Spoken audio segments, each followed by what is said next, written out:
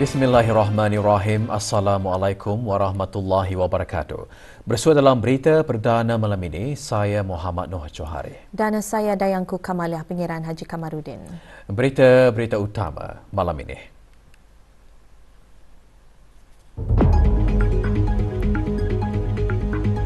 Kebawah Duli Yang Maha Mulia Paduka Seri Baginda Sultan dan Yang di-Pertuan Negara Brunei Darussalam akan berangkat ke Jakarta bagi menghadiri acara pelantikan Presiden dan Wakil Presiden Republik Indonesia.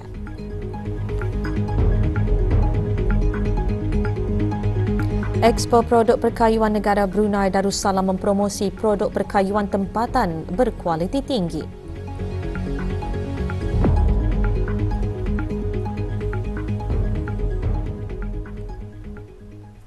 Kebawah Duli Yang Maha Mulia Paduka Seri Baginda Sultan Haji Hassanal Bolkiah Muhammad Sadiwan Daulah Ibni Almarhum Sultan Haji Omar Ali Saifuddin Saadul Kariwaddin Sultan dan Yang di-Pertuan Negara Brunei Darussalam akan berangkat ke Jakarta, Republik Indonesia bagi menghadiri acara pelantikan Presiden Republik Indonesia yang ke-8, Tuan Yang Terutama Prabowo Subianto dan Tuan Yang Terutama Gibran Rakabuming Raka sebagai Wakil Presiden yang akan diadakan pada 20 Oktober 2024.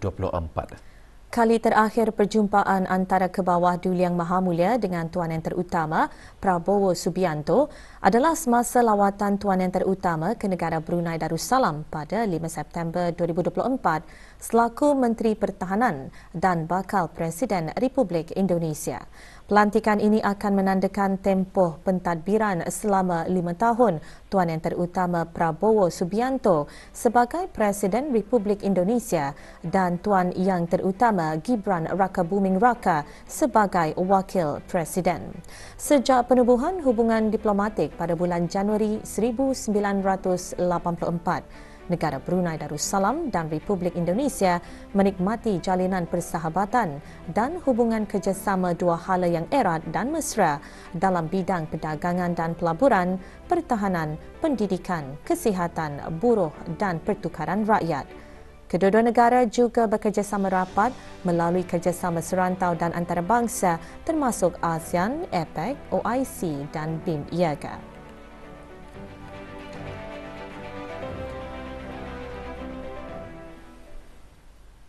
Expo Produk Perkayuan Negara Brunei Darussalam memberi pendekatan kepada orang ramai mengenai produk perkayuan tempatan berkualiti tinggi. Perasmian Expo sempena Hari Hutan Antarabangsa berlangsung petang tadi di Pusat Membeli Belah One City, Kampung Sungai Hancing.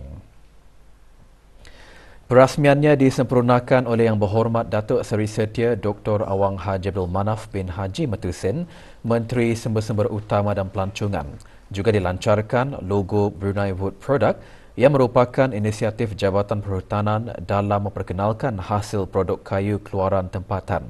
21 syarikat pembuatan produk perkayuan tempatan menyertai Expo. Turut diadakan pertandingan pembuatan perabot kayu. Expo dibuka bagi kunjungan orang ramai sehingga 20 Oktober.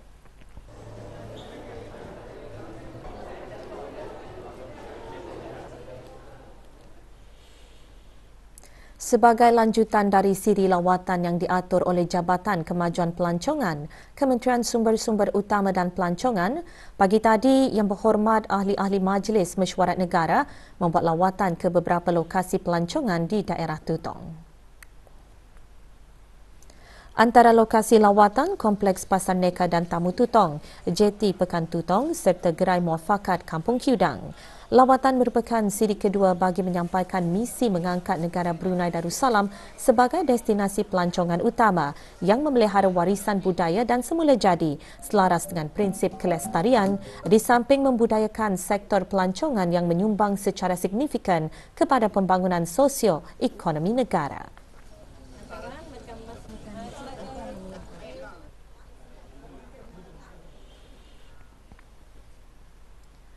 Keselamatan penggunaan elektrik penting bagi mengurangkan jumlah kematian berkaitan kerja. Ikuti bahan beritanya selepas ini.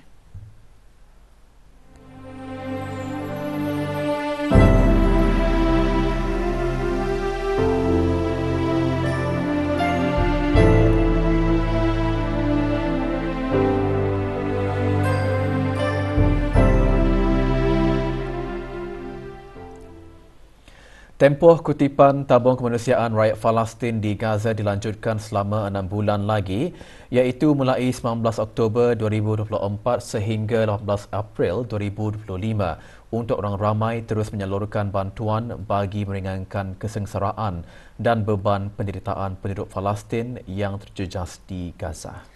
Pelanjutan tersebut adalah pada menjunjung titah berkenan ke bawah Duli Yang Maha Mulia Paduka Seri Baginda Sultan dan Yang di-Pertuan Negara Brunei Darussalam. Pelanjutan termasuk melalui platform kutipan yang tersedia, iaitu kutipan melalui SMS Brunei Prihatin yang dikendalikan oleh Data Stream Digital DST Sendirian Berhad, Progresif Sendirian Berhad dan Imagine Sendirian Berhad. Penyediaan tabung-tabung derma di masjid-masjid, surau-surau dan balai-balai ibadat di seluruh negara, bangunan-bangunan awam, gedung-gedung perniagaan serta bank-bank dengan kerjasama Persatuan Bank-Bank dan penganjuran aktiviti-aktiviti amal bagi tujuan kutipan derma tersebut. Kutipan keseluruhan dana setakat hari ini sebanyak lebih RM4,700,000.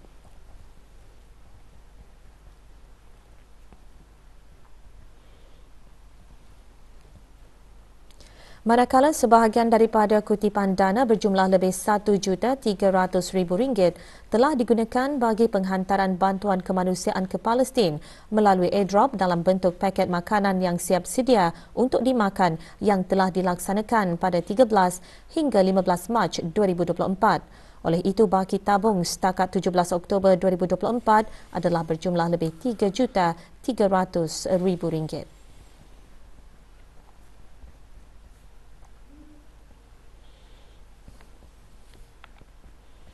Sebuah video yang dimuat naik di aplikasi media sosial TikTok menyebabkan seorang warga Thailand berusia 23 tahun dibawa ke Mahkamah Magistrate hari ini. Sumayah Daraso didakwa melakukan kesalahan mengganggu ketenteraman awam dengan mendatangkan kegusaran kepada pelajar dan kekitangan sebuah sekolah. Ia merupakan satu kesalahan di bawah Seksyen 268 Kanun Keseksaan Penggal 22 dan boleh dikenakan denda. Pada 11 Oktober lalu, Sumayah berada di pekarangan sekolah untuk menemani seorang rakan keluarga menjemput anaknya dari sekolah. Semasa menunggu, Sumayah merakam video pelajar meninggalkan sekolah tersebut. 3 hari kemudian, dia memuat naik video itu ke akaun TikToknya yang dipadankan dengan audio latar belakang pilihan dan menyatakannya dengan nama pelajar. Video tersebut mendedahkan wajah pelajar dan kenderaan yang digunakan. Dia kemudiannya memadamkan video berkenaan daripada akaun TikToknya, tetapi memandangkan akaun itu terbuka, video tersebut telah dimuat turun oleh pengguna TikTok lain dan dimuat naik semula ke pelbagai akaun TikTok yang menyebabkan video itu menjadi tular. Perkara itu telah dilaporkan kepada pasukan polis Diraja Brunei untuk siasatan. Timbalan Pendakwa Raya Siti Khalilah Haji Hussein dan Nur Rozana Haji Adnan hadir bagi pendakwa raya. Pendakwaan menekankan bahawa sekolah harus diberi jaminan dan ketenangan bahawa pendedahan nama pelajar tidak akan dikompromi apabila mereka meneruskan aktiviti harian mereka di sekolah. Hukuman yang dijatuhkan seharusnya memberi mesej kepada masyarakat umum bahawa sikap tidak mempedulikan keselamatan dan privasi pelajar dan kekitangan di kawasan sekolah tidak akan dipandang ringan. Defendant mengaku bersalah di hadapan Magistrate Hajah Nur Mazdina binti Haji Muhammad Maskub dan jatuhkan hukuman denda RM1,000 atau 1 bulan penjara.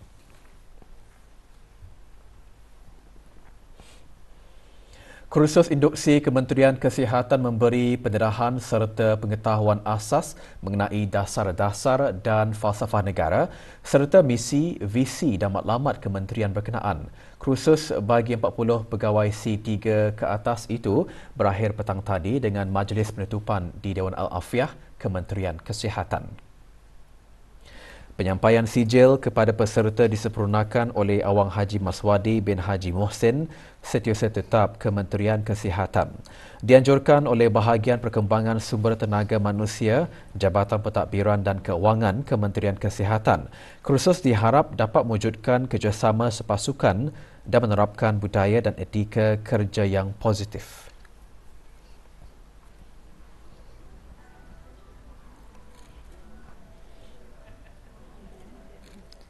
Sempena Majlis Convocation Politeknik Brunei ke-10, pagi tadi diadakan Majlis Khatam Al-Quran. Majlis berlangsung di Masjid Universiti Brunei Darussalam.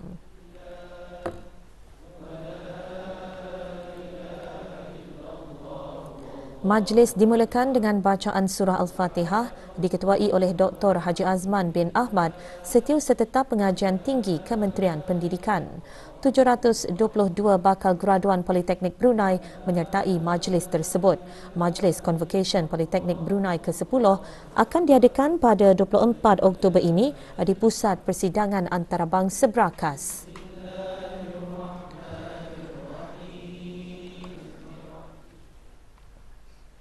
Mesyuarat Second Manila Dialogue Regional Meeting of Southeast Asian Interagency Counter-Trafficking Committees IACAT diadakan selama 2 hari bermula 15 Oktober lalu di Manila, Republik Filipina. Pada mesyuarat tersebut, negara-negara ASEAN bertukar-tukar pandangan dan maklumat mengenai perkembangan terkini dan cabaran-cabaran yang dihadapi, khususnya menangani pemerdagangan orang TIP dengan jenayah kekerasan.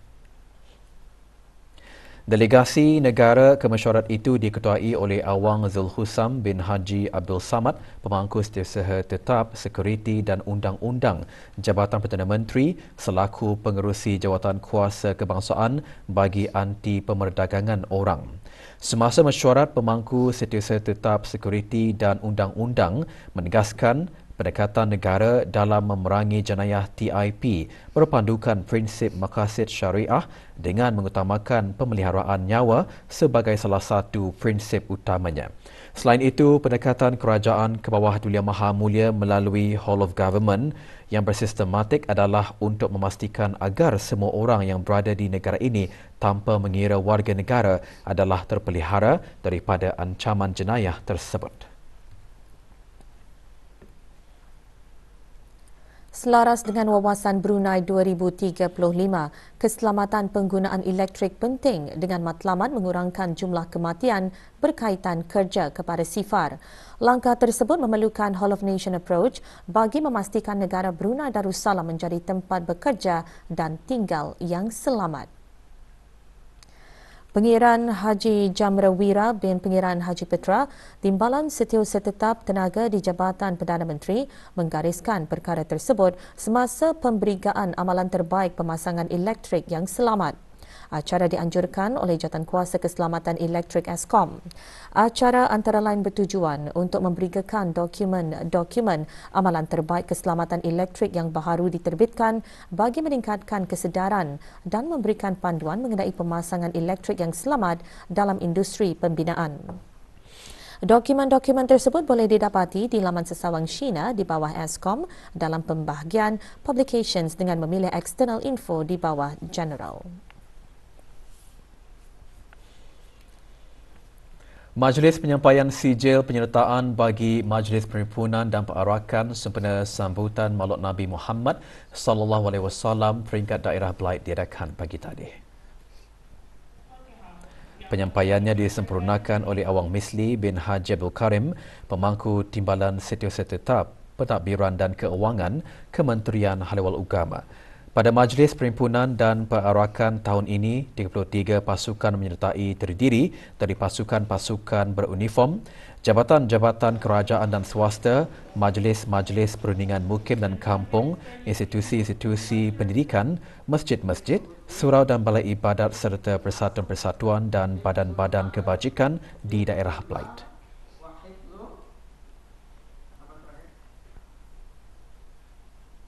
Pusat Kegiatan Warga Emas PKWE Daerah Temburong pagi tadi mengadakan majlis doa kesyukuran dan penyampaian sijil bagi meraikan kemenangan Awang Haji Saifuzaman bin Haji Apong dalam Musabaqah Tilawatil Al-Quran PKWE. Majlis berlangsung di bangunan Kompleks Utama Bumi Putra, Pekan Bangar. Hadir Awang Amirul Syukri bin Haji Hebneh, pemangku pengarah Jabatan Pembangunan Masyarakat.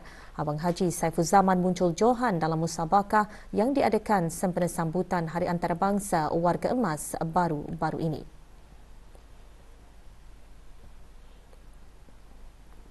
Petani berbangga dah seluruh daerah Temburong, bukan cuma petani di kalangan ahli warga emas, tapi warga daerah Temburong bangga dengan pencapaian yang diperolehinya. Pertandingan akhir Bintang Harmoni 2024 Anjuran Radio Televisyen Brunei RTB akan berlangsung pada hari Sabtu 26 Oktober ini. Sebagai itu, petang tadi diadakan majlis menandatangani perjanjian bersama penaja-penaja Bintang Harmoni 2024 di bangunan utama Kompleks Penyiar RTB Sungai Akar. RTB diwakili oleh Pengiran Haji Ismail bin Pengiran Haji Muhammad Kifli, pemangku pengarah, manakala syarikat-syarikat penaja iaitu Makan Ceria Sdn Bhd, McDonald's Brunei, Papu Restaurant and Catering, Fitness Zone, Sengkurung Furniture Trading and Construction Sdn Bhd, Al Hijrah Travel and Tours Sdn Bhd, Orient Sdn Bhd and Co Sdn Bhd, Radisson Hotel Brunei Darussalam, Say Cheese Photo Studio dan Studio 7 Productions diwakili oleh wakil masing-masing.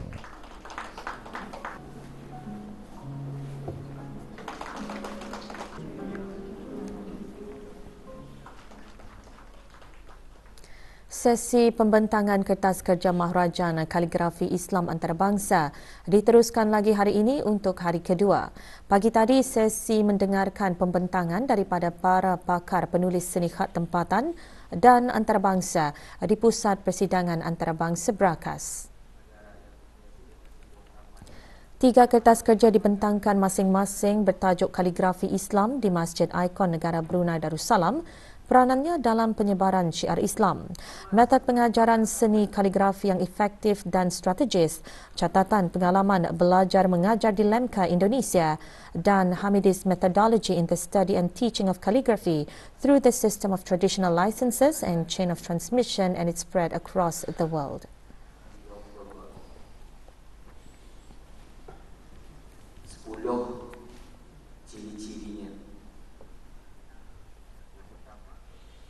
Sementara itu, kehadiran para pakar kaligrafi dari luar dan dalam semasa bengkel kaligrafi sempena Maharajan Kaligrafi Islam Antarabangsa dihasrat mampu memperkembangkan lagi penulisan kaligrafi Islam di negara ini dan antarabangsa.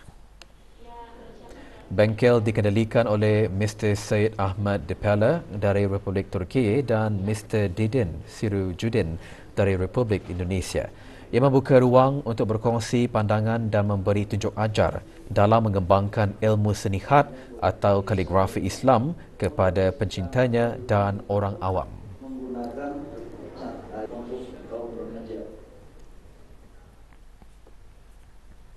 Pertandingan seni khat secara spontan menjadi antara program Maharajan Kaligrafi Islam Antarabangsa. Lebih 40 peserta menyertai pertandingan yang berlangsung petang tadi di Pusat Persidangan Antarabangsa Berakas. Pertandingan dianjurkan oleh Pusat Pengajian Kesenian dan Kaligrafi Islam Yayasan Sultan Haji Hassanal Bolkiah. Para pesertanya merupakan mereka yang menyertai bengkel kaligrafi Islam sempena Maharajan berkenaan.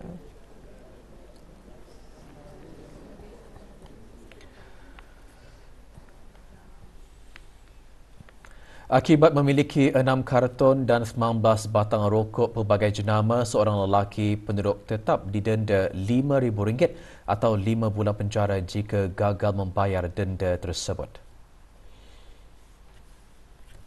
Chong Ji Chow didapati melakukan kesalahan tersebut pada 6 April tahun lalu di Pos Kawalan Sungai Tujuh, Kuala Belait. Tertuduh mengaku bersalah. Semua barang terlibat dirampas untuk dimusnahkan.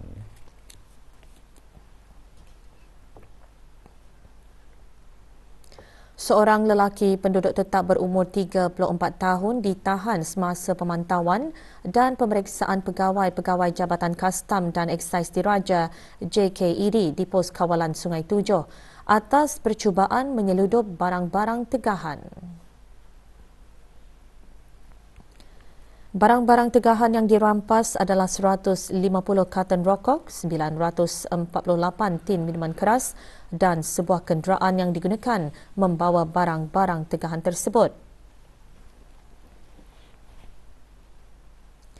Pada hari yang sama, dua lelaki masing-masing warga tempatan berumur 25 tahun dan warga negara asing berumur 34 tahun ditahan semasa operasi gerakan di kawasan Kampung Pintu Malim. Barang-barang tegahan yang dirampas adalah satu bungkusan mengandungi bahan yang disyaki dadah yang terkawal, 1,724 karton rokok dan dua buah kenderaan yang digunakan membawa barang-barang tegahan tersebut. Kesemua bahan terbabit dirampas dan individu-individu terlibat dibawa ke Pejabat Penguatkuasaan Undang-Undang untuk siasatan lanjut. Manakala bungkusan yang disyaki dadah terkawal diserahkan kepada pihak Biro Kawalan Narkotik untuk siasatan dan tindakan lanjut.